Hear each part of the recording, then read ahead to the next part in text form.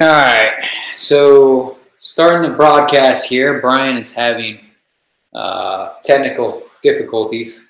He can't hear anything.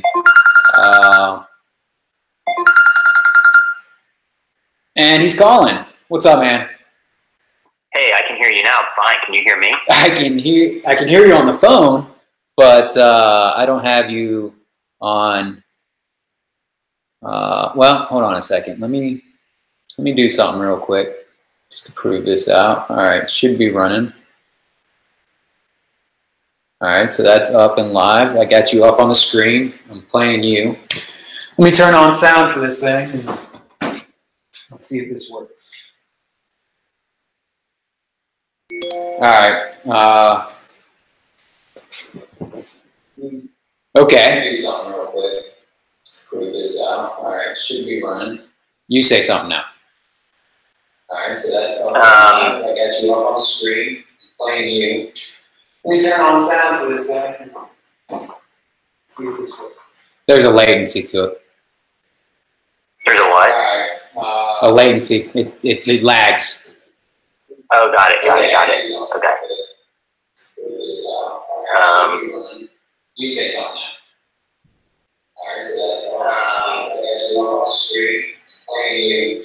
Yeah, actually, I think it's working on your end. I don't know why we can't talk through it. Oh well. It is what it is. We'll just we'll do it on the phone and we'll work it out that way. So yeah. Sounds good. That works.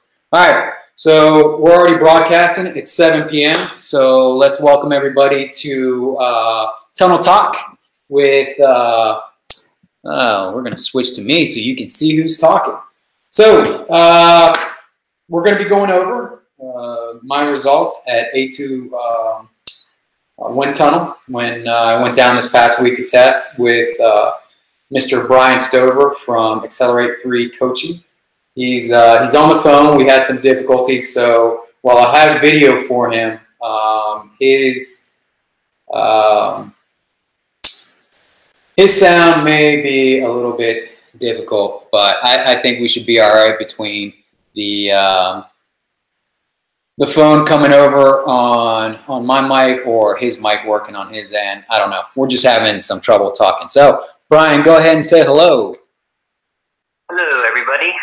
It's nice to be here. Looking forward to discussing this. It's pretty rare when we have somebody who's willing to open up their results for the world to see. So this is pretty cool.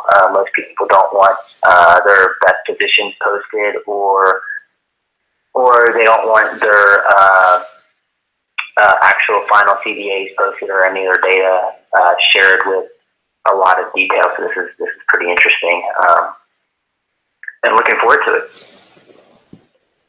Yeah. I've actually been pretty excited since we talked on Friday, and it came up with the idea to go over with more people than just the audience of you and I, the questions we were touching on. If anybody out there, just throw it up on the chat if you're getting a reverb when Brian's talking, because I have the phone going and I think he's actually coming through on the on live. Okay, I'm not sure. I really have no way to check that. All I have is visuals. If I turn on sound in here, then there definitely will be a serious reverb. So before we get into the nitty-gritty of the data and what the outcome was, and what my thinking is, what Brian's thinking is, and all that, you think you could maybe give us a little history on how AeroCamp came about? I mean, I got a kind of an idea that it kind of started with ERO, that you guys flew out there or drove. I don't know. You're a lot closer than I am, and started camp out there. But then now it's purely at A2. So why don't you just fill us in a little bit on the history and maybe why you choose to do what you do, where you do. This really was a conversation that Heath Dotson, my partner and the co-founder of AeroCamp. It started over lunch one day, and he's like, "Hey, I've been talking with Andy Fancioni from Alpha Mantis about this stuff." And this is when they were supposed to come out with their Aero stick in like the next 12 to 18 months, which I don't even think it's still out. This was probably 6 years ago. Anyway, so we ended up using the velodrome in Carson City, California, and the problem with that is it's really hard to book track time. After our first AeroCamp there, we had enough demand that we could have run another AeroCamp with even more people. But the next time we could get track time, or get the amount of track time that we needed, was during the week of Tour of California. So our first AeroCamp was in February, and Tour of California, I believe, is in May. And that was when we could get the track time that we needed. We did a second AeroCamp out at Carson in the LA Velodrome, and then A2 contacted us and asked why we're not using them. And so Dave Salazar, who was the tunnel operator at the time, and I had a conversation, and we agreed to use A2 for a bit. And our thought was, we do a West Coast, we do an East Coast, we do both the Velodrome, we do the wind tunnel. But again, just booking Velodrome time was really tough, and we've been able to have a really good partnership with A2 over the years. I think we've been using them now for 4 years. 5 years. I mean, we've done well over, I'd say, 100 hours of testing at A2. Yeah, and they're really good about accommodating us. Jeff, who is the tunnel operator right now, is an awesome dude. He goes out of his way to help. We had on the second day of this recent testing, we had some bike snafus, and Jeff jumped right in and helped fabricate parts to get a seat post from bike A to fit into bike B. And yeah, so it's just been a really good partnership with A2. We get a lot of tunnel time usually when we want it, and it's something that I think that we'll continue to do. I mean, we know that the drill in A2 is a pretty seamless operation, and yeah, we just roll up and get to work, and a lot of times we don't even have to talk to each other if we don't want to. We just know who's going to do what, and we go from there. So it was really just born out of necessity because of the timeline, and now it's kind of worked into it's just maybe a better atmosphere for you as far as getting stuff done. And I mean, I know it's not location friendly to you.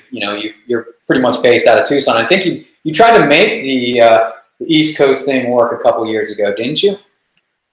Yeah, I moved to Raleigh for 9 or 10 months, and then at the end of the day, I just couldn't find a house I wanted to buy that was not a townhome, and with a dog, I just wanted a yard.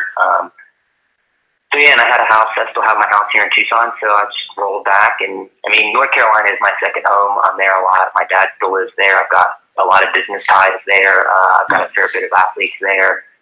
So yeah, so I don't mind making an excuse to come back to North Carolina. I've got 2 or 3 races I'll be doing there this year as well. I try to race there at least once a year.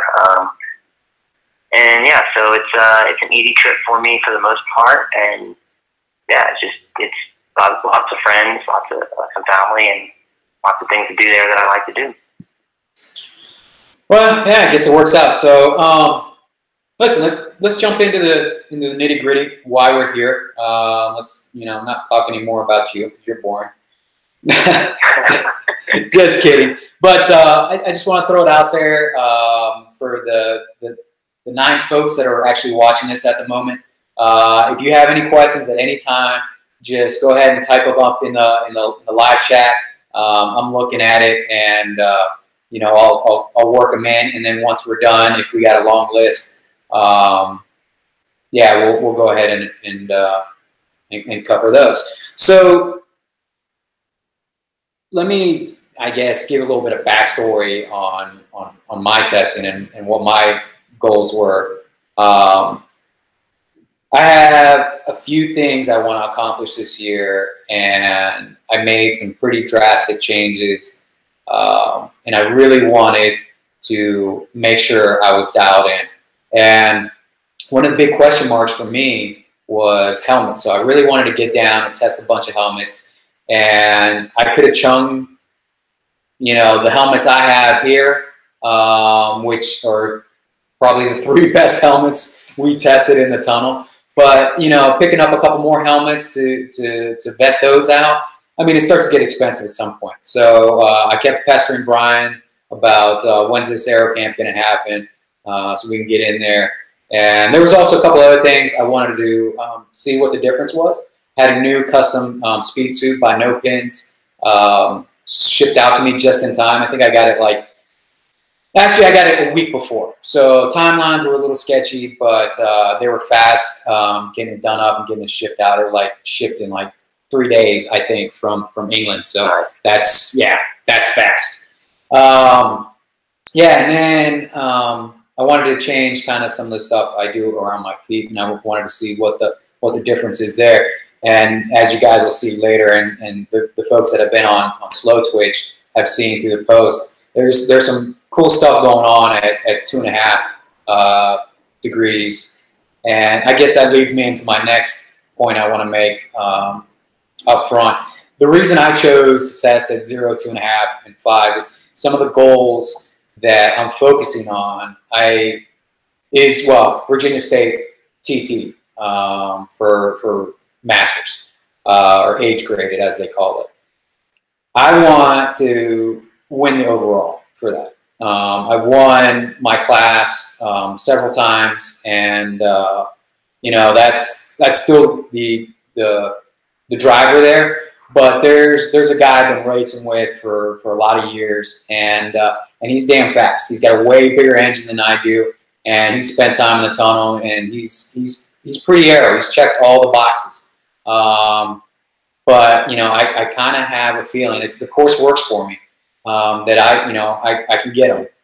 But the thing is, this course doesn't see a lot of high yaw. I was actually playing around with Best Bike Split, and it's very different. My other A race, it's like the tale of two cities or whatever. It's yaw all over the place. It's wide open, lots of wind. Where this one's more secluded, lots of trees, houses, stuff like that. And actually, most of the course is on a towpath that is completely enclosed with trees. So So anyways, the numbers there, believe it or not, we're looking at a 5-to-5 spread with very little outside of that. So that's why I wanted to focus on those numbers, and ideally, money and time being no issue. I mean, we'd go ahead and go all the way out to probably 15 to see where I stall, and just see how things end up. So that's kind of the basis for the visit to the tunnel, and reasoning behind the angles we tested at. So I'm going to go ahead and share my screen here. I'm going to throw up, where'd you go? You're hiding now. Let me find you. Ah, there you are.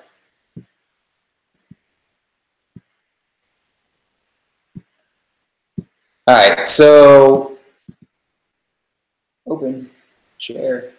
There we are. All right, can everybody see the chart? Well, Brian, can you see the chart? I can see the chart. All right, that means everybody can see the chart. All right, so let's look at the helmets. Let's look at the helmets at 0. Now, at 0, I mean, what's your experience with this? I mean, you've got tons of hours in the tunnel. You've tested tons of people. What's your experience with testing at 0? Things pretty much kind of are close together, and then as you start to sweep out, you see big differences, or? Actually, that's an interesting question. I've never really thought about that. Usually as we sweep out, we see things become more aerodynamic. And then as we sweep back to 0, things become a little bit worse. At some point as you sweep out, you're going to stall. And different helmets stall at different degrees. But I haven't really, actually, that's a good question. I would say, I mean, for you, everything was really tight. It was in a pretty tight range at 0. Well, pretty much across the spread for you. Some people, depending on how they're built, whether they sail really well, or if they're really broad-shouldered and they can't roll their scapula, we might see things be really bad at 0 and then get much better as we go out. But yeah, I haven't really thought about what's the trend amongst 20, 30, 40 people at zero versus going out, other than things get better pretty much across the board as you sweep out. Okay. I only have my data to go off of this trip and the last trip, and I haven't really gone into my 14 trip and kind of laid it out this way. It's kind of worthless data. It's only, curiosity at this point to go in there and look at it. Things have changed so much. I mean, the bike is totally different bars up front. It's 1 by now instead of 2 by. I mean, it just changes all over. Position, clothing, everything. But if we look at this, and before I get into this, let me go through here so people that are watching that don't know. BB3 is the skin suit. That's a body paint, 3rd generation, I guess, from Castelli. The NP with POC, it's a no pins. That's the suit that we pretty much tested the entire time. We just wanted to see the contrast between the BB3 and the no pins. POC is a helmet. SWTT is the S-Works TT helmet. Arrowhead is the Giro Arrowhead. The Selector is another helmet. That's by Giro as well. The Wasp is the last helmet, and that guy's by Laser. Gloves, we only tried 1 set of gloves, and those were the AeroCoach Trip Socks are by No Pins, and the Velo Toes are the shoe-only cover. They're not the high mid-calf latex deals. They're just the latex shoe covers. So jumping into it, I mean, what we see right here right away is that these helmets are all within pretty much 2 watts of each other. Now, do you have a lot of athletes that come through that you see that kind of compactness when you try that many helmets? We've had a few athletes who've tried even more helmets. They're pretty insensitive to helmet changes, which is nice if you ever forget your helmet and you go to a race. You pretty much can walk into a bike shop, and if you're insensitive and buy just about anything, it can be okay. But oftentimes we'll see a pretty big difference between short-tailed versus long-tailed. Something like the Selector or the Javelin or the Wasp versus a P09 or the POC or trying to think what else is a short-tail helmet off the top of my head. The Bambino? The Bambino would be another no-tail, short-tail type of helmet, although that helmet doesn't test great on a lot of people. Yeah, no, it's terrible. Sometimes you see a trend and sometimes you don't. There's a couple helmets that seem to work really well for a lot of people out there. And then there's a couple helmets that seem to work really well for a very small percentage of people and do a really good job of being bad for a high percentage of people. But yeah, this is a pretty tight spread, and I went and reviewed 4 or 5 tests today just to kind of look at some different tests and see some different numbers, and I didn't see a spread this tight amongst helmets. Now, when we were talking Friday, you were talking about pretty much when we look across the different yaws. I mean, I'll scroll over here and stop on 2.5 for a second, then I'll scroll over and stop it on 5. The Arrowhead and the POC were pretty darn close. The Selector was in there too. I think the Selector drops out at 2.5 and it comes back at 5. So at 5 and 0, I think the Selector's close. It's cool that we tested at 2.5 because there's a lot going on there. With helmets, with the shoe covers. Even that S-Works TT, that thing was just miserable on me. It just did not work. But back to the point I was getting to is that we were talking about is the POC and the Arrowhead. They're almost interchangeable in this situation. I mean, when you look at the margin of error, they're well within. You could say one's just as fast as the other. Yeah, and that's a nice situation to be in when you've got 2 helmets that are equally as fast because maybe one has a little bit more ventilation or one one of a face shield that's easier to see through when it's raining. If you've got that sort of selection, you've got some options when weather conditions turn crap or super sunny out, and one's got a dark visor and one's got a clear visor. It's just nice to be able to have that option, and not many people are that lucky. They usually have one helmet that really stands out, or maybe one helmet that really stands out, and another one that's a couple watts lower, and then there's a clump a little bit behind that.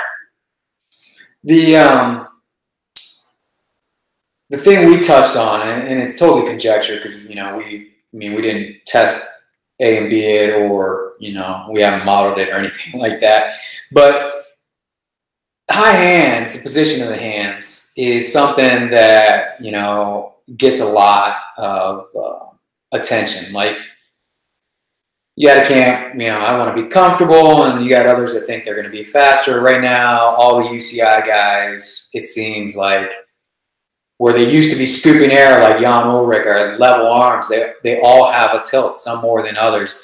That, I think, plays into more a reach issue that they're confined within. But nevertheless, people maybe wrongly assume that could be faster. They're thinking, I need to fill that gap. I don't want a huge gap between my helmet and my hands, or my head and my hands, and all that air is hitting my chest. But what we touched on was that maybe because of the way my hand position is, that it's neutralizing, for lack of a better term, or equalizing, I should say, the various helmets. Because while the POC and the Arrowhead, maybe you could say they're similar. The Selector and Wasp and S-Works are just, they're not the same helmet. I mean, these guys are all way different. But yet, when you look at the Wasp, which has a huge tail on, and that helmet's pretty cool. That noise I heard when I put it on, that I said I thought I broke it, I actually think it's got a ratcheting mechanism in there, so it'll rotate the helmet back, and so you don't have to manually do it like wearing your head, So, you know what I'm saying? Like where you clock the helmet back, so you got a better shape, but it's really not doing its job at that point. Where this one actually has a mechanism inside. I meant to look at it, but I never did. Maybe next time you're down there, you take a look at it and tell me if I'm wrong or right on that one. But yeah, the Wasp was way, way different. I mean, and yet we're looking at it here at 5 degrees, and it's it's within a watt. Right there. Yeah. Yeah. And the tunnel sensitivity is just under a watt. So at this point, it's splitting hairs. So yeah. I mean, as far as choices go, let's see, where is it at on 2.5? So 2.5, there's a big difference. We're looking at 4 watts at 2.5, and that's a kind of, man, it's just so. You can definitely say that the Arrowhead is faster. Yeah, Arrowhead's faster. The POC's way faster. The POC's actually 2 watts faster there than the Arrowhead. So yeah, I mean, for me, there's all kinds of ability. But getting back to that, I mean, what do you think about that idea that let's add a third layer into it? Because people talk about hand position in terms of comfort. Others talk about it for speed. Well, let's add a third dimension to it. How about it kind of helps level out the playing field with helmets? I mean, is that a possibility? Some of the guys and gals that you've tested that have done pretty helmet neutral, where were their, how was their setup? The one girl that comes to mind right off the top of my head, where I don't think any helmet made any difference. She was pretty much a standard position. I would say that it's probably a little bit mixed, and it's also pretty hard to say because we try to set your position first, and then we move to helmets. And if we really wanted to start nitpicking, we would have to try each helmet with hands up, hands down, and then move on to the next helmet, hands up, hands down, and see really what sort of interaction or play was coming off the hand, and how that was working with the helmet. And then you know, you start looking at that time-wise, you're looking at, you know, if you have 3 helmets, you're looking at a minimum of 6 runs. And you may not find out anything. And you have 25, 30 minutes, 20 to 30 minutes in the tunnel right there, depending upon how far out you're going and how many data points you're collecting. You know, it's one of those things where if you have unlimited funds, it'd be great to do that. And then, you know, if you want to add more complexity to it, maybe there's also an interaction with your hands and the air coming off your hands hitting your head. And maybe if you went higher with your hands or lower with your hands, a different suit would actually be faster in a lower hands position versus a higher hands position. I mean, there's a lot of things that you can what if all day long. But the reality is when most people go to the tunnel, you're looking at a limited time budget. And most people aren't willing to spend 4, 5, 6 hours in the tunnel testing every single thing. And even then, I would suspect that, let's say you did 4 hours in the tunnel, I would suspect that you would still leave with 1 or 2 questions unanswered. 1 or 2. Yeah, that's. I think that's the understatement. I know I have, you know, things I want to figure out, like why are these helmets so tight, right? Like I'd love to just try. This is my position, right? I'm not going to veer from this. It's what I've been training in for the last couple months. My shrug is pretty tight. When we look at the head-on, it's, let me scroll over and get a head-on here. When we look at the head-on, you can see, I mean, I'm pretty narrow, and this for me works. So it wasn't even a question of you know, let's find a position, because the position I have now is comfortable for me. I'm producing pretty good power. You know, the proof is going to be in the eating of the pudding, right? Like once I get, you know, out on course and see what I actually throw down.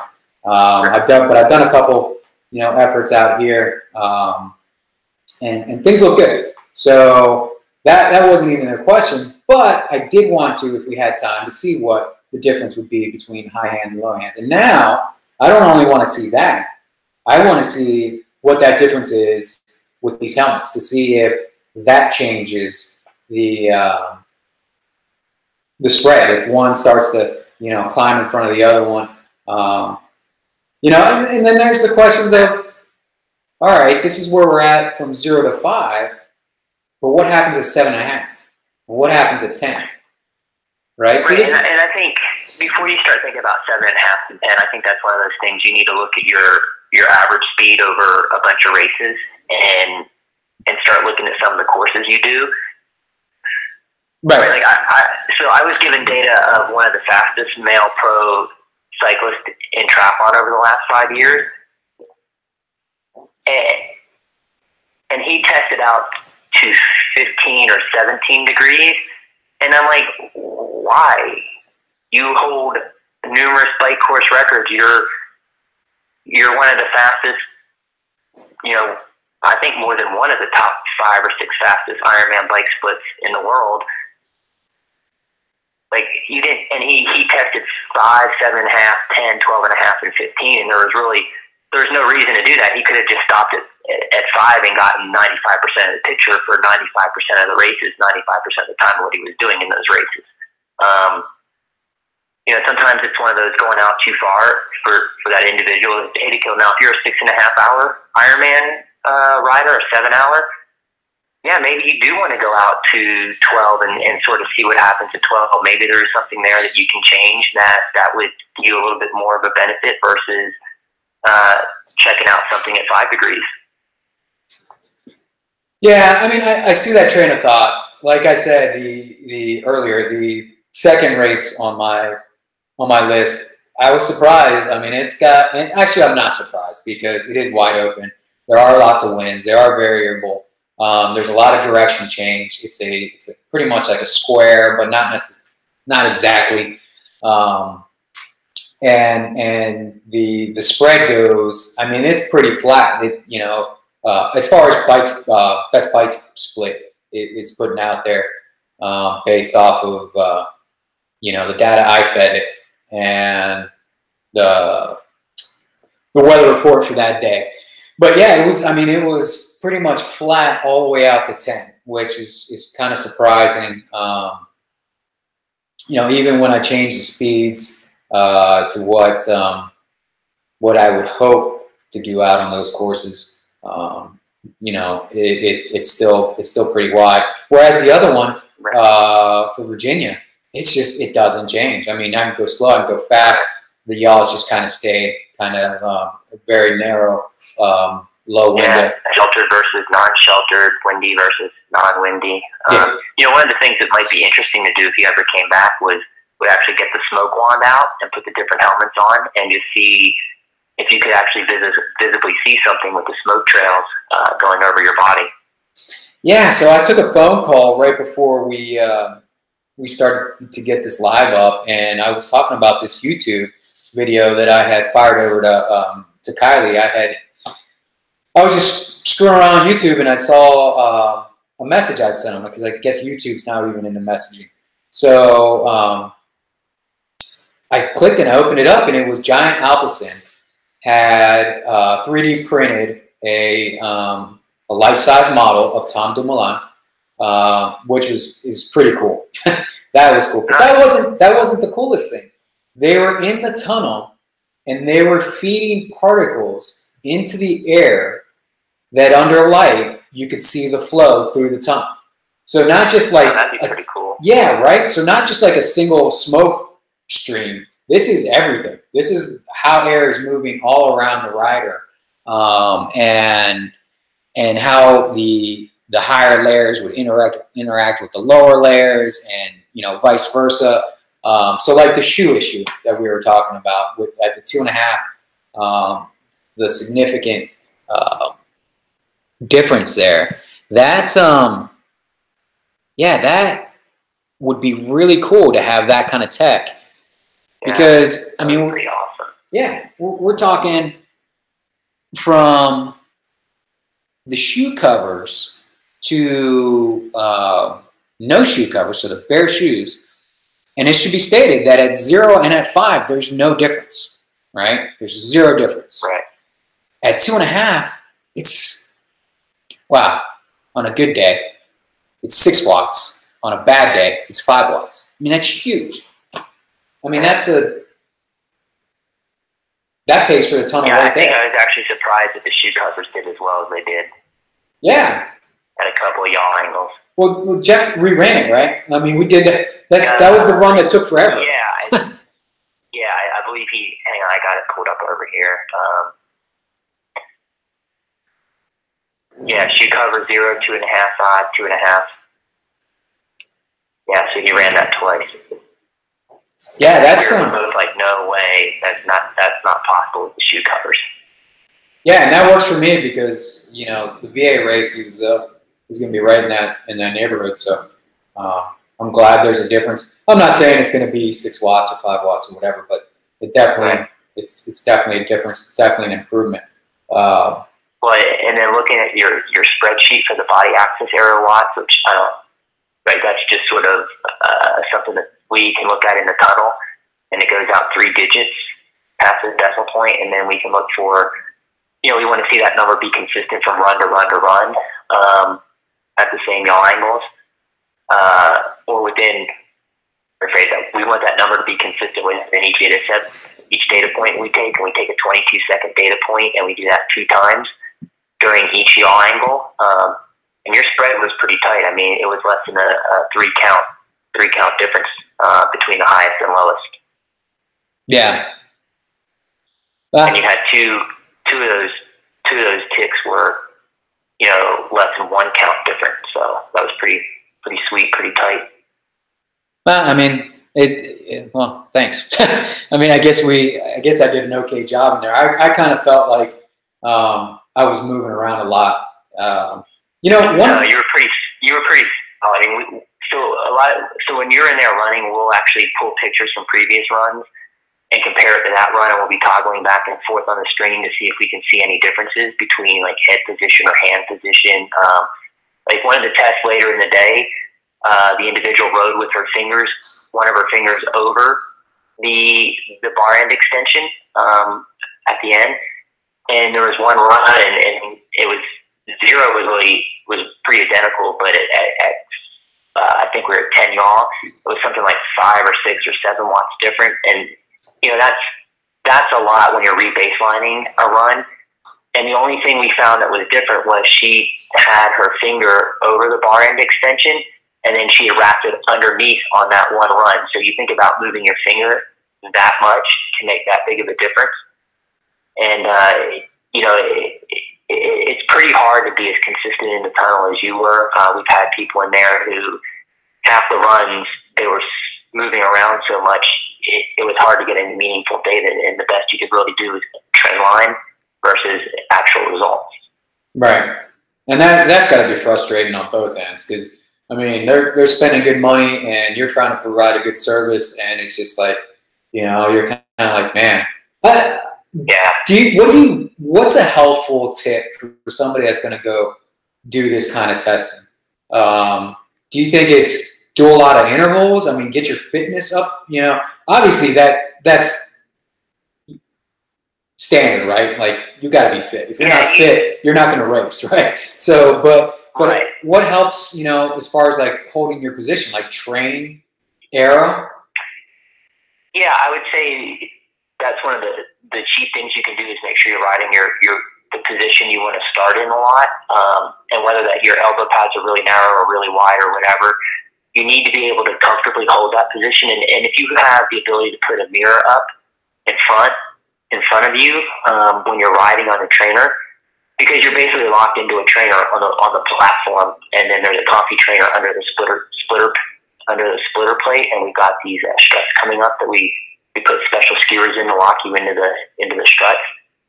If you're riding your trainer and you see that you're moving back and forth, side to side, your head's going up and down, then that's one of those things you need to work on being more still, because even in real life, if you're out there doing that, you're moving side to side, your head's going up and down, that's costing you watts. And it's also going to be harder to get data.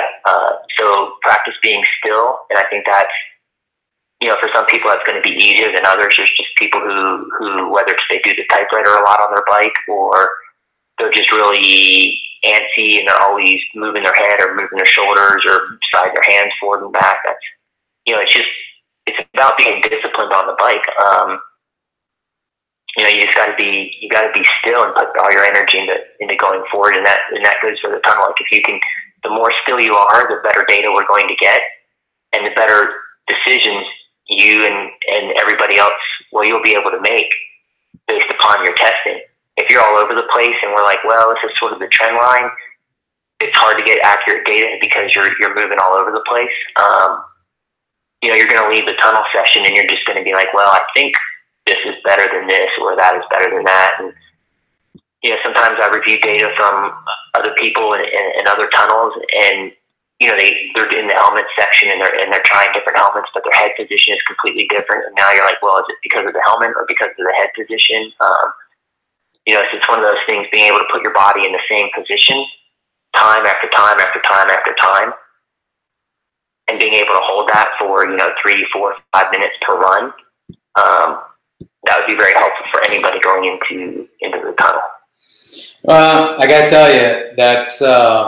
I'm throwing up video right now.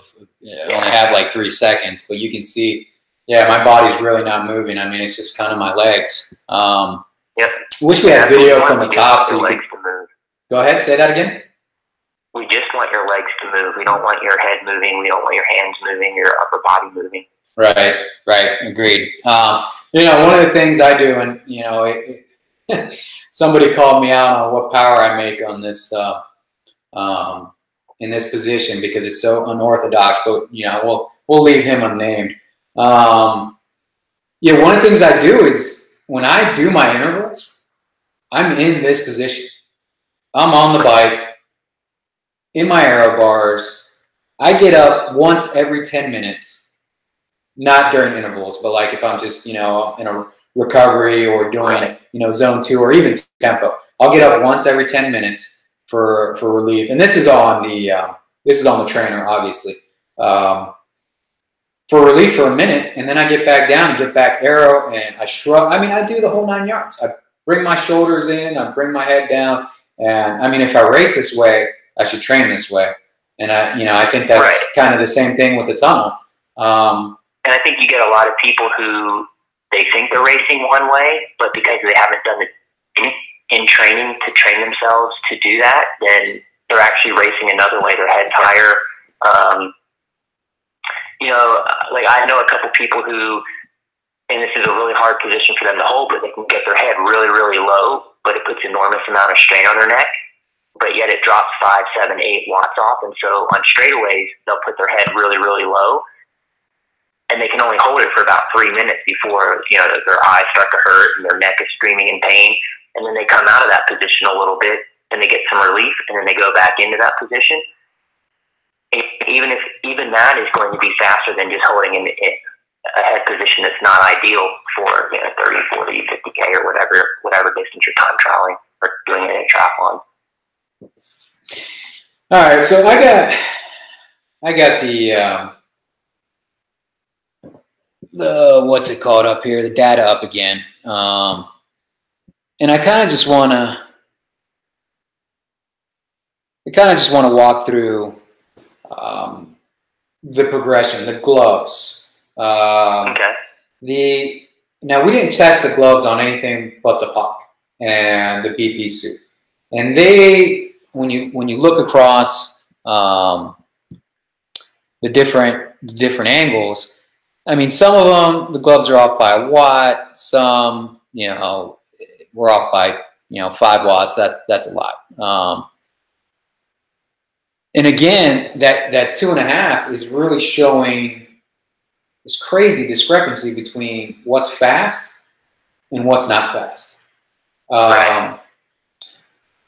But I really wanted those gloves to be fast. I would think as you start to move out, those things like that where you got texture, because those gloves look pretty nice. I mean, it's similar to stuff that's on the. Look pretty sweet. Yeah. So why are we seeing this huge discrepancy at 2.5? Is the tunnel broke? Is that what it is? Is it messed up to where at 2.5 we get a windfall and everywhere else it's right, or No, I mean it just as you move out, things change, and I mean it could be how the gloves sit on your hands. Maybe your hands are smaller or wider than what they were optimally designed for. Right, there could be numerous things that would cause the gloves to be worse at that yaw angle than moving out to a higher angle. I'm pulling up the data sheet. It's a little bit easier. I mean, yeah, I know. My simple bar graph is complicated. No, your bar graphs are great, but I'm so used to looking at the data sheet, it's easier for me to see the data in numbers. Right. Yeah, the curious thing here with 2.5 is we're seeing the pop really jumps away from everything. The velo toes, they make a huge difference. The gloves and the S works, they just go to crap.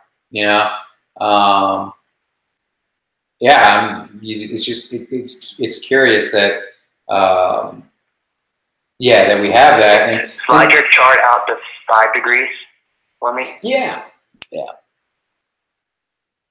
And you can see here we're all ball. Yeah. Everything's coming back together a little bit. Well, the S works is still crap, but Well, yeah. I'm just discounting that helmet completely. Yeah, I'm really looking at everything from the wasp on, and just the very two left things I'm pretty much just tossing out for every run. I mean, the trip socks and the velvet toes, those are money. Yeah. So big takeaways. Well spent. Big takeaways here are get yourself a set of trip socks and velo toes, because one, they're going to be faster than regular socks. I was kind of hoping, I really was hoping that my wool socks would be like 0, like, you know what I'm saying? Like the trip socks wouldn't make a difference. And same thing with those shoe covers. You saw me putting on the socks and the shoe covers. they're a pain in the ass. I mean, it's just it's no fun. So obviously that's not going to work for your triathletes because you're going to lose more time in T1 than you would gain out on the course, right? I mean, that's it would be interesting to try to design some sort of toe cover, like a toe warmer cover that you could leave on your shoe and still get your foot in. That was more aerodynamic than just a shoe. But so Velotoes does have. I'm pretty sure they have just the toe cover. I'd have to go. I might have to check that out. I'd have to go on the site and look, but yeah, I think they got a toe cover. And even if not, you could probably cut. You wouldn't even have to cut it. So I got my shoes on and off with the cover still. Well, I got them off with the cover still on. So, and I mean, my shoe, let me bring up my screen here. Let me stop sharing this. I'll share what I got here. So these are DMT RS1s, and they have no tongue, right? So they just got an overlay, and they have the boa up top. So they open up pretty good to get my foot in and out. And the cover was on past the cleat. So it was, like, right in here. And then getting the rest on, it isn't hard. So yeah, that could be something that you might think about, but then the problem comes T2, Yeah, you're going to be all sweaty and wet and yeah. So I don't know. Maybe there's a brave soul out there that will give it a go and they'll reap the rewards. Who knows? But yeah, so trip socks, the Velotoes for your TTers, I guess my competition. Yeah. And then, what else is out there? I mean, what are we looking at here that was just some low hanging fruit? I guess the Pac and the Arrowhead. We kind of got into that, and then we digressed. You were surprised that the Arrowhead wasn't best on me, and I think you threw out a stat like 95% of the time it's the helmet to beat. Yeah, it's and maybe that's 93% of the time now, but it's quite often the helmet for the overwhelming majority of people. I mean, I went out and purchased one based upon all the data that I was seeing, and when I go, Heath and I are both going to end up, we have some testing we each want to do, so we're going to head back to the tunnel May 8th and 9th, because we need to get some personal testing done, and we've got some other people who want to test. It'll be interesting to see, because he bought an Arrowhead on the same approach. It works so well for everybody else, it's probably going to work really well for me. And it'll be interesting for me to pit that against the Javelin, which is an extremely fast helmet for me. There's really nothing else that I've tested that's within 3 or 4 watts of that. So it'll be interesting to see if the Arrowhead, how that stacks up against the Javelin and how it stacks up for Heath, since we both have just kind of went out and purchased these based upon the data we've been seeing. It's really interesting with helmets. It's the Arrowhead, I saw a test from a pro team, and they tested 15 or 16 or 17 guys, I don't remember, but the Arrowhead was the fastest helmet across all the yaw angles except for one person on that team. That's amazing. I mean, now, and then I guess this should be pointed out, this is an ultimate. So this is the one with no vents. It's a little bit narrower. Right. And we didn't, and another thing that once I got there that I would have liked to have done if there was time was tested against the vented version, the mortal version, I guess. And the helmet that you've seen succeed a lot on people is the vented version, correct? Right, correct. That's good. A2 has a complete size run of those. So those are the ones we test on the majority of people. And I know the non-vented version is supposed to be a little bit faster. I forgot what Giro said. It seemed, when I first saw some numbers, I think it was abnormally large. I think those numbers have since come down then. But yeah, I don't know. I sort of in my mind, I have this weird price, aerodynamics gain, potential power loss ratio in my head. And for me, I don't think the ultimate Arrowhead fits into that category. I think I'm a little bit too frugal for that. I think the ultimate is, you know, for maybe an extra watt, do I really need to pay $250 more? No. No. Yeah, it's definitely one of those expensive marginal gains. It's kind of like the oversized. Now, if it was 4 watts, I might be more tempted to shell out the dough, but for a watt and a half, especially if you're looking at that and you're like, okay, it's only a watt and a half or 2 watts faster, and the margin error of the tunnel is, you know, 3/4 of a watt or so. So if it's a watt faster, it's really just not. To me, that's a tie. At 1 watt, like they're about equally as fast. It's like when I tested probably the most popular aero brake against a second aero brake, and across the board, the difference was, you know, at 0, it was 1 watt. At 5, it was 1 watt. At 7.5, it was under a watt, and then at 10, 1 watt. And I'm like, well, you know, if they test equally, I'm just going to leave whatever one I test last on my bike because I'm too lazy to pull it off. So. That's that's the way to have a deciding factor, huh? So another thing you said, since we're talking about universally good helmets, you mentioned that the next in line would probably be the POC. Well, a 1A or a 2A and a 2B would be the POC, the Cerebral, and the P09. But something that stood out to me is you said when the POC goes bad, it's not so bad. But when the P09 goes bad, it goes really bad. Yeah. I mean, the P09 works really well for a lot of people, and then if it doesn't work well for you, it tends to do a good job of not working well. The POC does not work as well for as many people, and it tends to be a little bit more middle of the road, where the P09 seems to straddle the extremes a little bit more in the testing we've done, as far as good and bad. I think more people probably in the testing, I'm trying to think back over the last 3 or 4 or 5 years, but more people have probably tested faster in the P09, but the POC has been near the top tier probably more often in like those top 2 or 3 or 4 helmets, because I would say most people only end up testing 5 or 6 helmets, maybe 7 helmets, depending upon if they're really unhappy with their current choice and they just want to see a spectrum of what's out there. And a lot of people they've always worn glasses with their helmets, and you try a shielded helmet and they really like how that feels in the tunnel. So then they tend to want to try all the shielded helmets or the majority of the shielded helmets there, because all the shielded helmets do, like the wind flow coming to airflow into your face or into the back of the helmet. It's all different with all these helmets.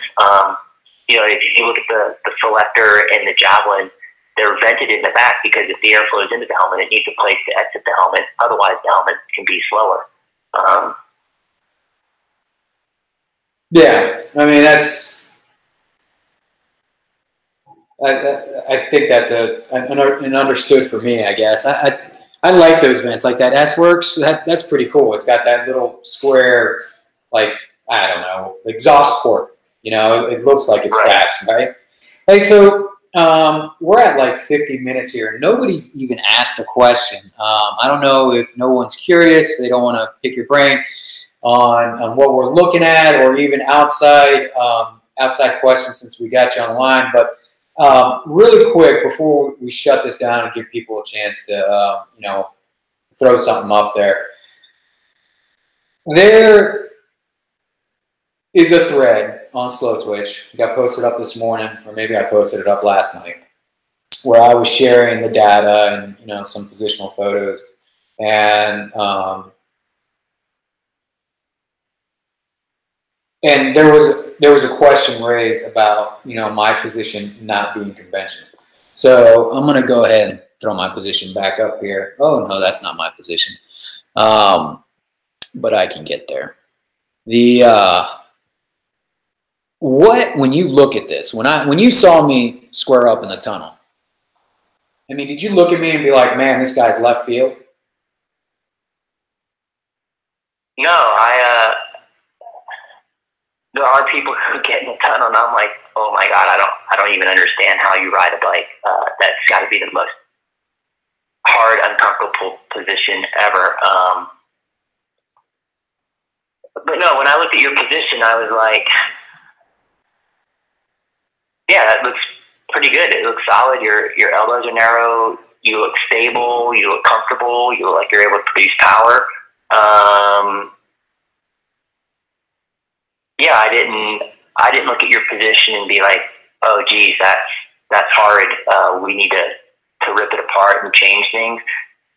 I mean, we've had, and even in that testing session later in the day, we had someone who came in who was fitted by a major bike brand shop there in Charlotte, and her position, like her hands were below her elbows, like scooping towards the front tire, and her head was really upright, and her reach was really short, and her seat was really low, and that's a position when I look at that in the tunnel and I'm like, oh god, this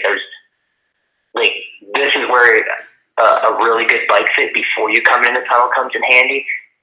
And when you rolled in, I was like, yeah, his position looks like he's been professionally fit on a bike by someone who is really good at fitting time trials. And I think there's a bit of a difference between time trialing positions for UCI or even just cyclists, and I think for triathletes, because, you know, a UCI pro is doing a 50K time trial in the same time that most top pro triathletes are going 42, 43, 44K, and most age groupers are doing 37K. And, you know, I think if you're looking at what a top pro can do for a 90K time trial, like if they were just going to flat out 90K, they don't really have to worry about digesting food or getting enough calories in to get off the bike and go run. So that I think they can be a little bit more aggressive. I think they can move their elbows out forward more. I think they could,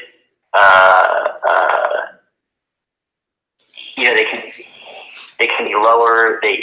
Triathletes just have a little bit more to worry about than the time trialist does, because you still have to run off of that. And yeah, and I think the other thing that you get a lot of people in triathlon that have really tight shoulders. You know, they're very inflexible. They didn't grow up as a swimmer, and they also have broad shoulders. If they did grow up as a swimmer, you know, and they were a pretty good swimmer, they might have broad shoulders. And I think if you look at a lot of pro cyclists, man, you know, and I'm 6 feet and I've got pretty tiny biceps, and I make, you know, pro cyclists look like I'm pretty big. Like I'm linebacker size at 6 feet, 158 pounds for a pro cyclist. Yeah. And I think for the, you know, for a lot of triathletes, they're in that, you know, they're in that 5'11" to 6'1" range. They're in that 150 to 165 pound, where if you were a pro cyclist, you'd be minimal 10 pounds lighter for the same height. And I think that, you know, and you're putting out, you know, your watts per kilogram is probably at least 1 point something greater. Yeah, you just have less things you have to worry about for long term, because you get done with your bike and you cruise across the line, you grab a Coke, and you're done. You get done across T2 line and you got to put on some shoes and you got to go run for an hour or 2 hours or whatever it takes you to get to a half Ironman. So, yeah, it's just interesting that you do see some differences between those, and I think we're starting to see triathletes be less afraid of being aggressively positioned. I think, you know, I think you brought up some good points with that, with the disconnect, and I think sometimes people, they lose track of it. Yeah, you got to run. I don't have to. And there is a little bit of, you know, change now coming. There's a lot of guys, they want to get aggressive. We both know a character, and man, he wants to get lower and lower and lower. Pretty soon he's going to be like holding on to his tire. I mean, I don't know. But hey, so we actually had some questions. Yeah, so they were actually up here for a while. I just missed them. Let's go with Derek's first here. He says, thanks guys for doing this video. What are the advantages or disadvantages of testing on a velodrome versus testing in the tunnel? And I'll shoot that to you in a second, but I'm just going to put in my 2 cents. I think in the tunnel, and you know, I don't have a lot of track time, and by a lot I mean 0. But I think in the tunnel you can really focus on holding a good and tight position. I don't know how much that helps in repeatability, but I know for me, I want to make sure that I'm doing the same thing I'm doing here, you know, on the trainer, that, you know, I'm going to get my money's worth. But I'll hand off to you on that, Brian, and you can speak to how wrong I am on that, or how right, or if I have no clue of anything. You made a great point. I think it is easier to be repeatable in the tunnel than on the velodrome. I think in the velodrome, we seem to do more A/B testing, or like ABBA testing, just to save time on the changeovers, because you are riding, and you're not fixed to struts like you are in the wind tunnel. I mean, if we just let you ride on the platform, people would get blown off because the fans are going 30 miles an hour. So that's one thing, right? It's the wind tunnel is probably more repeatable if you're a pretty still, repeatable rider. It does a bit A/B testing, in my opinion. I also think that it's a lower yaw environment. You can't test 5, 7.5, 10 yaw. And so if you're a pro tour rider, that doesn't really matter, right? Like, go ahead, get in the velodrome. You're probably going to top your hands up. You're probably going to find out that seems to work better. And you also get a ride around your position on, I think, like 222 meters or something like that around. You get a ride around, and right, you're still trying to be still up top. You know, you don't want to move your head and your body because that plays into the numbers. But you also do longer runs in the velodrome, so you get a little bit more of an average. Where in the wind tunnel, we take 2 data points for each yaw angle, and each data point is 22 seconds long. And I think there's 10 seconds between data points. Maybe it's 5 or 15, I don't remember. So yaw angles is pretty good, because if you look at a lot of the yaw data, you know, you're seeing a lot of yaw in that 5 to 10 range. You know, if you go to Hawaii, you know, a lot of it's really close to 10. If you go to some other courses, it could be 5, 8, 10, 12. But in the velodrome, you're really looking at below 5, and I don't remember what that number is. I think it's 2 or 2.5 or something like that. And so, as we've seen from some of your data, we said that 2.5 things look different, good and bad, going to 5. I mean, going to, what we do, second angle, was it 7.5? No, it was 5. It was 0, 2.5, and 5. Yeah. Right. So we saw some things go good at 5 versus 2.5, and some things go bad. But if you only have that really good kind of that low yaw environment where it's like 2 or below, you never really know for sure what's going on in the world. And as a personal example, I tested in the velodrome twice, and my hands went up. I think it was a 12-degree angle, and I went to the wind tunnel. I realized that that was costing me 10 watts. The 0 was really fast. But then when I yawed out to 10 watts, 10 yaw, or negative 10 yaw actually, it just didn't really work well. And going back to flat hands at a yaw angle proved to be about 10 or 12 or 13 watts faster for me. And I never would have known that if I just had velodrome testing. I mean, I was looking at my power numbers and my splits for bike races and time trials and triathlons, and I just said something doesn't add up here, but I just didn't know what it. And if I had just tested the velodrome, I would have no way of figuring that out. So, right, so there's definitely at yaw angles, things are different than they are at 0, and that's one of the big advantages of a wind tunnel. a big advantage of the velodrome is you're actually pedaling your bike and you're interacting with your bike versus having it strutted to a splitter plate, like it is in the wind tunnel. And ideally, I think the best thing that you could do would be build a wind tunnel next to a velodrome, and then you could just, flip-flop back and forth between the two, but wind tunnels are pretty expensive to build, and I know one that's for sale if anybody's interested, but yeah. And velodromes are cheap to build either, and they both take up a lot of space, so that would be pretty tough to put both of them side by side, but that would be an ideal type of situation. But, I think if you're a low yaw rider, a velodrome is fine. Right? So if you're a pro tour guy, you're probably never really going to see much above 5 yaw. Does it really matter if you're testing out the 7.5 and 10? No, I don't think so. But if you're a 5, 530, 630 Ironman type of rider, you're going to see a lot more 5 to 10 yaw than you're going to see the 0 to 5. And then I think the wind tunnel there definitely is advantageous to give you real life data so you can make the best decisions possible so you can get off the bike as fast as possible after spending the least amount of kilojoule. It's interesting that you say put a tunnel next to a velodrome, because that's what AeroCoach is doing. Across the pond, they have their packages where they're testing you on the velodrome first and doing macro changes like positional changes.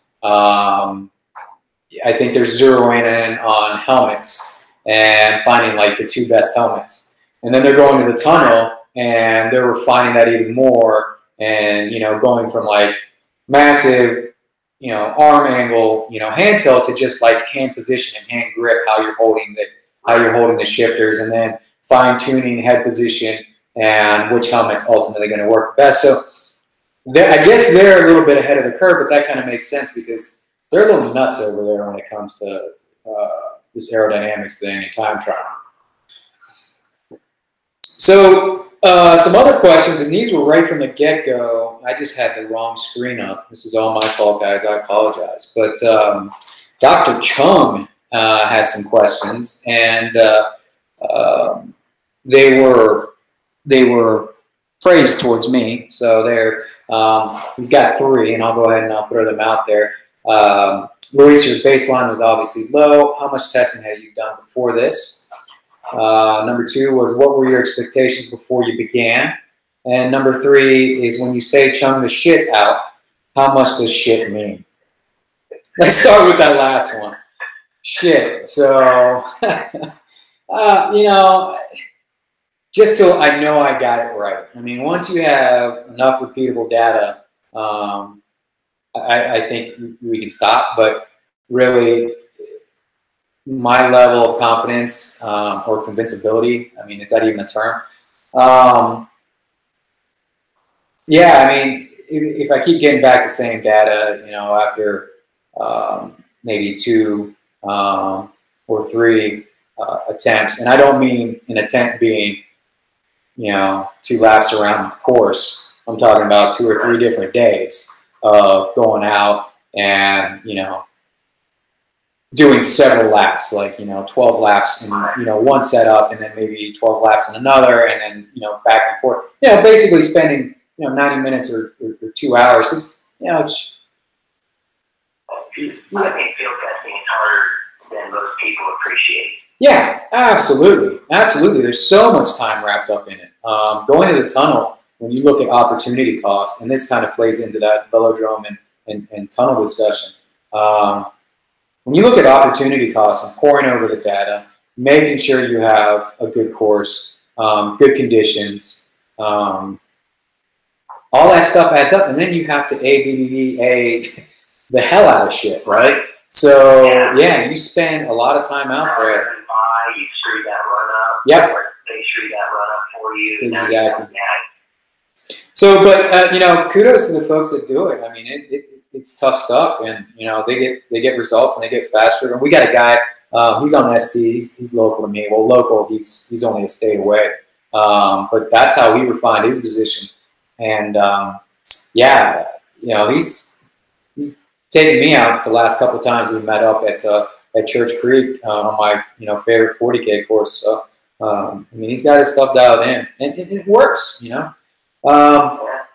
So number 2, what were your expectations before you began? Well, I'll answer 2 and 1, which, you know, my baseline together.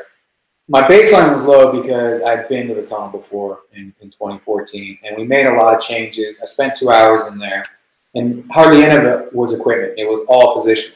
So I got a really good idea of what worked for me. And then over the last couple of years, I've been starting to get erratic with my power production in my slight variation of that position. So I've made changes. I've come up a lot. I was in the tunnel in 14. I think my pad stack, or my pad Y was 525. Yeah, 525, and I'm now sitting at just 2 millimeters under 600. So yeah, I came up a lot, but I expected to be faster. I mean, that was my expectation.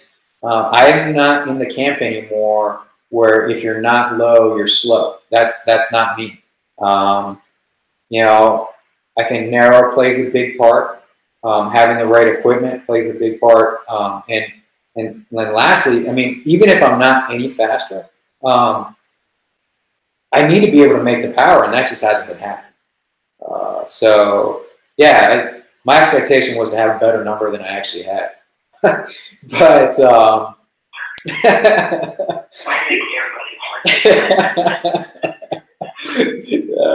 yeah, that's the line you usually hear, right? So, but you said, and you know, maybe this is just patting my ego a little bit here, but that I was probably one of the only athletes you've had come through that started out under 200 and never went above it.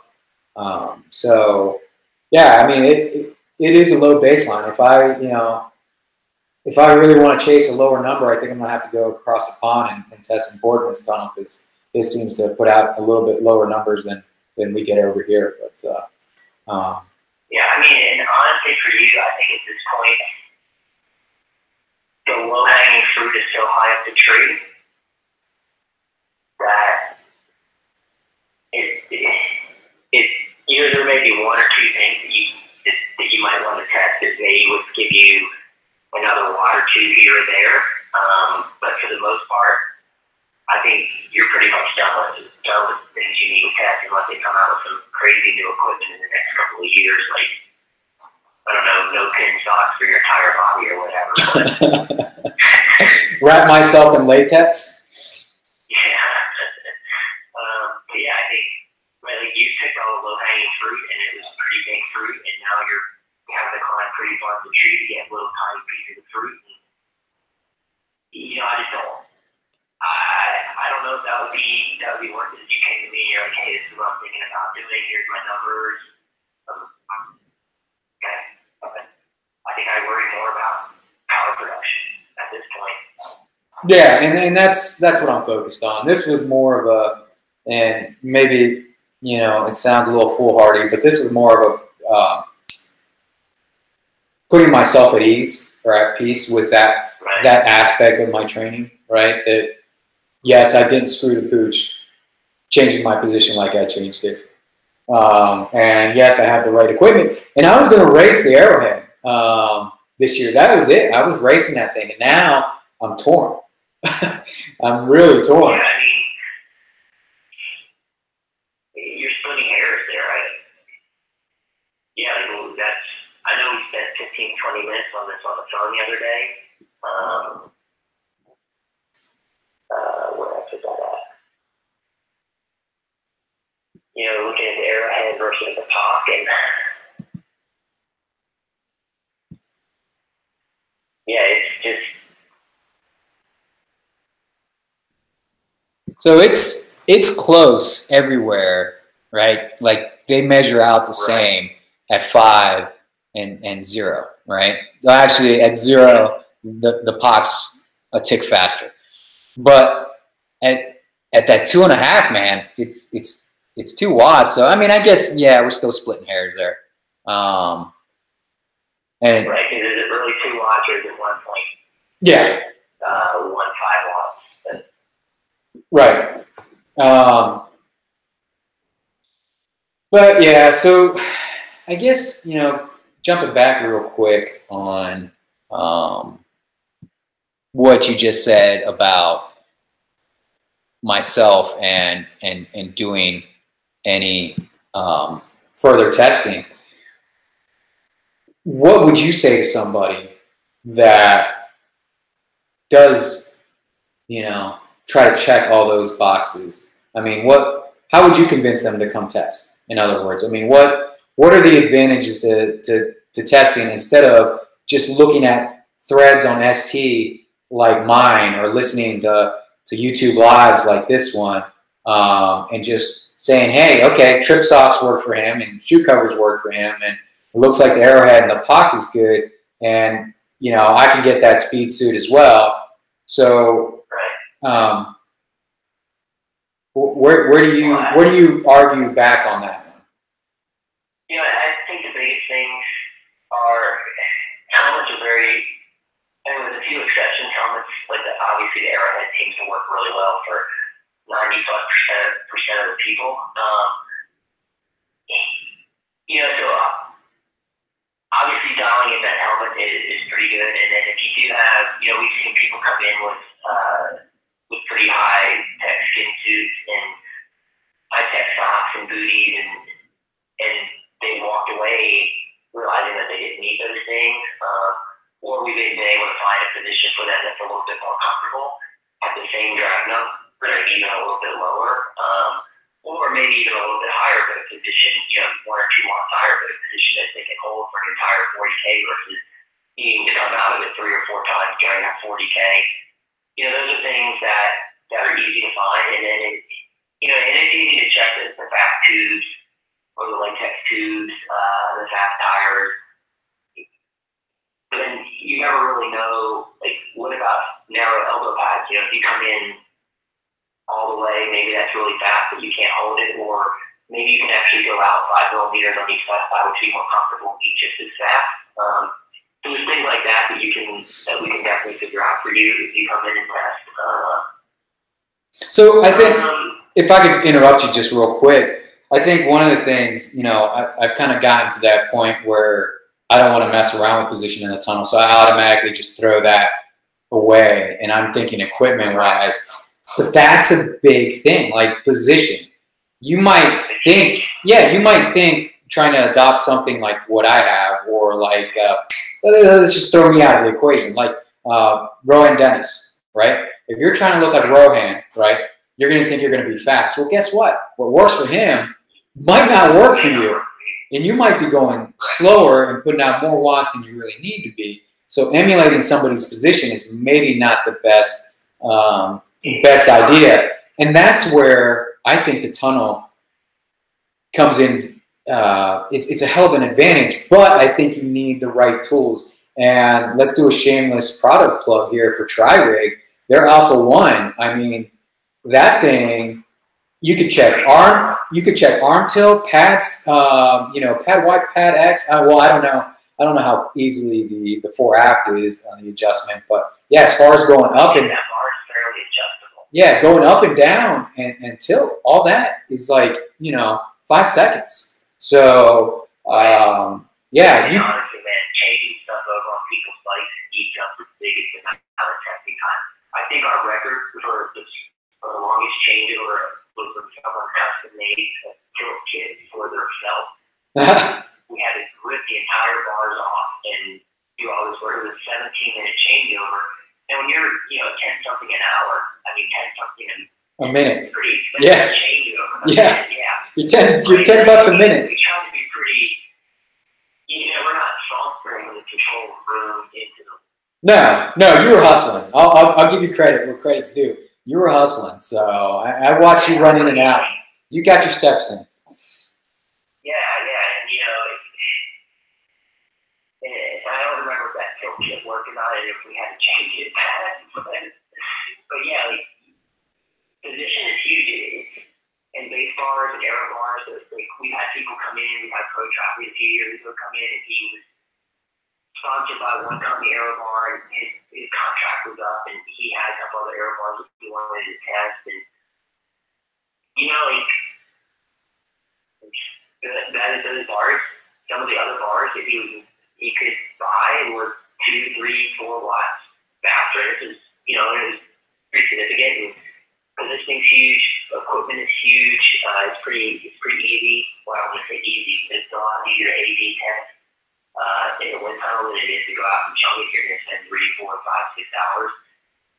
And if you're not really paying attention when you go out and chunk it, you know, you could get results that are misleading. Where in the wind tunnel, we definitely will be able to nail it out in less than 10 minutes, hopefully, and send you on your merry way.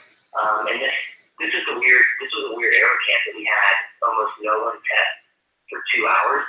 Most people were there just for an hour, and they were testing 1 or 2 position changes, like high hands versus low hands, and then helmets and clothing. Yeah. Well, I could have tested for 2 hours, but I wanted to get away from that storm, and that kind of, I think that played to my benefit because it would have cost me more. I could have kept playing around. I mean, we wouldn't have had you in there for 2 hours. I think we could have done maybe 1 or 2 more runs. Yeah. With the popular selector, and that would have been it. So, you know, hour and a half max for you. And unfortunately, because we had to replace that rigging table at the tunnel earlier in the day, we were just, you know, all the time blocks I had to build in the time gaps to make sure we didn't run long or we're gone. Yeah. We really didn't get time to go further. All right, so we got another question here. I guess the haters have arrived. Just kidding. But so Derek back again. He says, not to say that the felt VA is slow. It's okay. But could you lower your drag on SC, a P5, etc.? So, color me biased, but I'm not of the opinion that for what I do, a P5 or an SC is going to be faster. And if they are, the thousands that the price differential that I would have to come out of pocket to upgrade is just not enticing to me now. I mean, Brian, you've tested, you know, dozens of people on dozens of different bikes, and obviously you can't say one bike's going to be faster than me, because as soon as you put somebody on a bike, it changes things. Are either of those two faster than my bike if we just stuck them in the wind tunnel next to each other? Probably. When you did a bike only testing, yeah, I think your felt's going to be a little bit slower than the P5 6. Right. And then the speed concept. Now, here's the interesting thing about the P5X and P5 6. When we did the aero bike shootout, bike only, those weren't necessarily some of the fastest bikes in the testing, but you put a rider on there and they do a really good job of airflow management. Right, without a rider, I think they were both like the 3rd, the 4th, and 5th fastest bikes. But with a rider on, they were the 2 fastest bikes. And Kylie, who was riding in that test, did a phenomenal job. I mean, he got lower air bars than Cervello's own testing did with a mannequin. And he nailed his position run after run after run. Yeah, and so I think, could you gain a few seconds, a handful of seconds on a different bike? Yeah, I mean, you probably could. And again, going back to my aero cost benefit analysis that I have in my mind, I think I would agree with you that I don't necessarily know if it would be worth it. Because if you put your bike on the used market, you're going to get maybe $2,000 for it, and you're going to be out of pocket at least $7,500 for a new bike. So $5,500, if you can replicate your position. I don't know. I mean, maybe if your bike was obsolete and aluminum or steel bike, and you wanted to upgrade, or you needed 2 bottle cages on the frame, or you wanted to stack something up, or if you needed more spaces and the head was too tall or whatever, it might be an issue where you would consider changing. But for a handful of seconds, I mean, it doesn't. You know, I don't know if it would necessarily be worth it. Well, let's put it this way. I mean, I will say that the P56 and check speed concepts are bikes that make my short list of bikes that I would buy if I was in the clock shop today. Right. Well, I think, you know, you brought up Kylie and the test you guys did, and I think we realized from that test that bikes really stopped evolving around 2011, 2012, you know. So yeah, so that's where it is. I mean, how much of an impact is the bike in the total drag number once you throw the rider on there, right? So you know, less than 20%, probably closer to 12, 15% range. Right. 15%. So you're talking. I mean, it's just they're small numbers for large investments, and then you can take that money, go on a nice vacation, or do a destination event, right? And still hit the tunnel up. Well, if we're just talking bike stuff, but you know, and then you can still go to the tunnel and you know, figure out a whole lot of stuff. You can mess with position, you can mess with equipment, you can mess with suits. That you know, $5,500 goes a long way. So honestly, I don't know the first thing I would buy it. I would bike and go to the tunnel, and then I would return the ones that didn't work. Just like I would try to get them all set up exactly the same, like how I wanted to ride each bike. Right. And then I would take the slowest ones. I would keep the fastest and send the others back. But I honestly think that's where, if you're looking to buy a new time trial bike, that's what you need to do. Because sure, you could go out and buy a check speed concept, but if it doesn't fit you as well as, say, your belt does, and your can't dollar that position exactly the same, you could actually be spending $7,500 to go slower. Or $9,000, whatever speed concept costs. I mean, if you're going to spend money on things that are proven to get you faster, not things that might get you faster or might make you slower.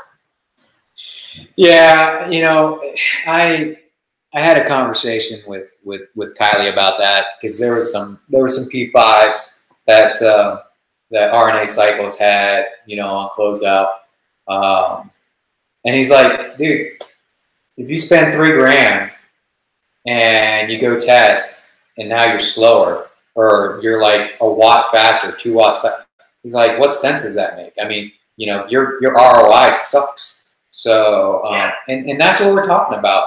You know, I'm all about chasing the watt, right? But a watt for $3,000 or $3,500, man, that's pretty.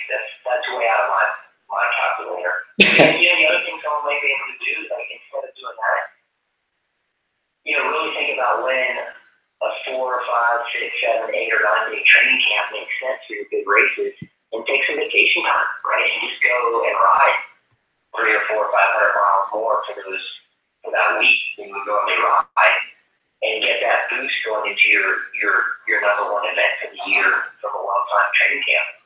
Yeah. I think athletes just go to those training camps in whenever they can, and they don't really think about the best conditioning for those. But that's a whole different conversation. Yeah, now you're going into coach speak, so that's and we've had that conversation before about, you know, training camps. Yeah, I mean, I think you're right on that. I mean, there's so much to do, but people want they want the shiny bling, right? I mean, they want the bling, man. It's all about the bling. I feel like that should be a rap song. I'm pretty sure it is. All right, let me see if we got any other questions here. Doesn't look like we do. Really disappointed that I missed those questions to start out with, but hopefully you got caught. And if not, you know, this is going to be up for up on my YouTube channel. I'm not going to take it down. I'm not going to, you know, unlist it or any of that stuff. So yeah, I don't know. Do you have anything else you want to cover, Brian? I mean, we've been going at this for almost 90 minutes now. So no, I think we've covered a wide gamut of things. I think anybody who's been here for the whole 90 minutes, first of all, thank you. And I think there's a lot of data in here that you can take back to your bike and your mechanic and for yourself, and really think about some of the things you can do, take some of that low hanging fruit off. and hopefully get faster.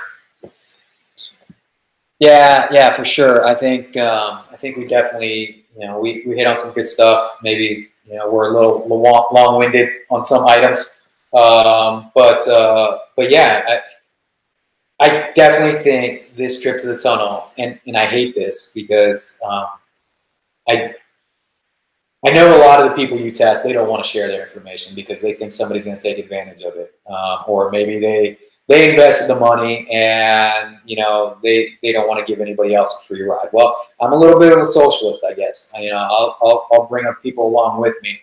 But yeah, those trip socks and those shoe covers. Triathletes, maybe not so much, but other time trialists. I'm thinking I might order a pair of trip socks and see if I can put those under my wetsuit or something. Yeah. Well, it's there. It's some if you can work it in and make it work, then great. Plus the tip on the arrowhead, which was pretty much known already, that it's a good helmet. But yeah, there's stuff out there, and then there's the other stuff like position and whatnot that that everybody knows is important, but sometimes it gets overlooked. I think you made a really good point about how you went up and you're actually able to produce a little bit more power, more comfortable. I think a lot of people end up chasing lower, because lower is typically better until it's not. And if you reduce your drag by 20 watts, but you reduce your power by 30, at some point that's just not a really good trade-off. No, agreed. If you reduce your drag by 20 watts and increase your power by 5, that's the trade-off that's worth making.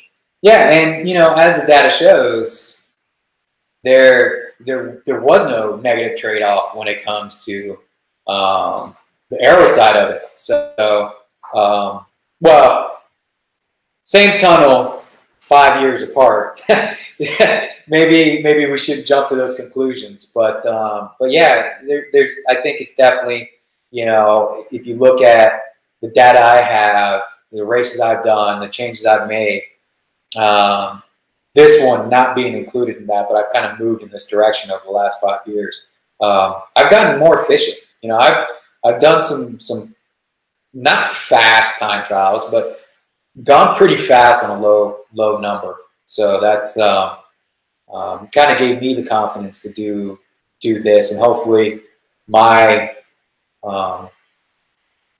changes give somebody else confidence to if they're looking to do something like that, do it, and then go test it. I mean, you don't have to go to the tunnel. You can chung the shit out of it, right? You can go to the velodrome. I think the velodrome's a little bit less, at least when I looked into it. But around here in the Mid-Atlantic, you're not gonna find any tests, and I think the closest one is up in Canada. So yeah, it's gonna be a little bit tough. But if you're on the West Coast, it's a different story. And then we got all these products coming out right now. The on-bike wind tunnel type stuff. The what do they call those? Anemometers, whatever. Anyways, you know what I'm talking about. The power pod. Yeah, like a little AeroPod thing or whatever. AeroPod. That's the ticket. Yeah. All right. Well, I think we'll wrap this up. I want to thank you, Brian, for taking your evening to chat about this, and yeah, for running the AeroCamp. And you're going to do another one now in May, or? Yeah, we're looking at May 8th and 9th. Keep an eye each out for testing we need to do for ourselves. Like I redone my Scott 5 with 3. I mean, I got a slew of bike-only data, and I know there's really not a lot of bikes out there, even today, that are coming out. From the ones I tested anyway, who are going to be my 5 with 3. So I took all the external cabling and I routed it, drilled out the frame and routed it internally, and put some slick aero bars on there. Yeah, and so it'll be interesting to see how much drag I've knocked that down, how much drag I've knocked off, and I still think I'm going to suck a little bit at 0, but I think at 5, 7.5, and 10, I know our rate is knocking at the P5, 6's door, so it'll be interesting to see if I can have a little bit. I mean, it's nice knowing when I roll in the transition area. In my age group, there's 300 people. There's maybe 3 bikes there that are faster than mine. So yeah, maybe 3. That's always a good feeling. That's always a good feeling. All right, well, you know, keep at it. Keep those old bikes alive, like this old DA back here, man. And I'm gonna keep getting use out of it. So again, thanks for watching. For all you guys that have hung out with us, I think we got 6 folks that have stuck around. And if there's not any last second questions, I think I'm gonna go ahead and stop this broadcast. So yeah, thanks again, Brian. I appreciate it. Yeah, and you know, I'm sure we'll chat. I mean, we're always texting, you know. So, all right, you have a good one, and everybody have a wonderful night. And thank you for watching. And if you like this, go ahead and give it a thumbs up, and don't forget to subscribe. You know, I put stuff out like this handy dandy live with Mr. Stover, and you know, other videos. I'm actually going to throw up a walkthrough of the A2 wind tunnel facility sometime here in the near future, next couple of weeks. Just a quick little walkthrough so you guys can see that haven't been there, what it looks like, what the tunnel actually looks like, and yeah, so I think it'll be pretty cool. Interesting for me to see that from a spectator point of view. A spectator, right? Yeah, no, you're always in there with your, you know, head cut off. So, all right, good night, everybody, and God bless.